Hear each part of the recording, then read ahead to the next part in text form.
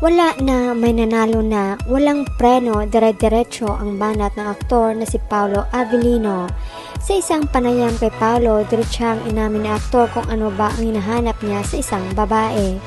Hindi niya maitago ang paghanga nito sa kapareha na si Kim Chiu. Ayon sa kanya, maganda, masayahin at mabait. Dagdag pa ng aktor, sino na naman ang hindi mafafall. After a decade nga, natupad ni Paolo ang pangarap na makatrabaho ang isang Chinita princess at ang unang serye na pinagtambalan nila ay ang Linlang.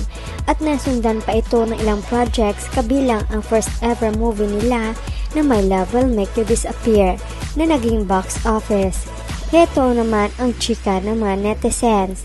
Kaya hinintay ni Paolo Avellino ng 15 years si Kim para ligawan niya ito at binakuran na niya si Kim.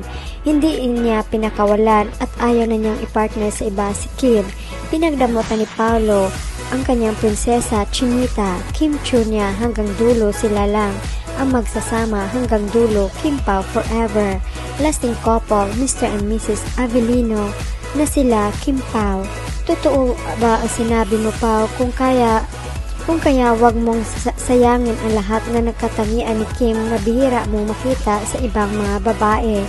Please put the Lord the center in your relationship until when you're in a family. God bless you both. Kaya nga, hinintay ni Paolo si Kim, 15 years yon hinahanap. Nagiging kasama niya sa buhay ay nakita niya kay Chinita princess niya. The best. God be with you both. Nag-iisang Chinita princess ng Cebu, Kim Chiu, palaging maganda forever. Kaya dapat ingatan nyo ang isa't isa. Huwag hayaan na sirain kayo ng iba. Till forever, Kim Pao.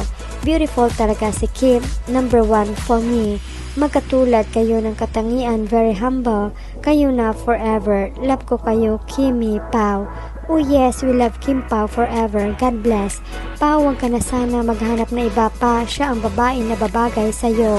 Kahit si Kim minsan may pagkakikay, nakakapagpasaya naman. Ang tawa ni Kemi nakakahawa, kahit ako nag-iisa, natatawa ako. Lalo pag kayo nagkukulitan at laging magkasama, sobrang saya ko. Nawawala ang lungkot ko, stress. Kim Pao forever. Pag hindi kayo magkasama sa event, parang nagsiselos ako sa iyo, Pao. Lalo pag may kaharutan kang babae, dahil ko pa si Kemi. Pag si Kim naman ang sa ex niya, parang naalala kita. Kaya dapat magkasama kayo palagi.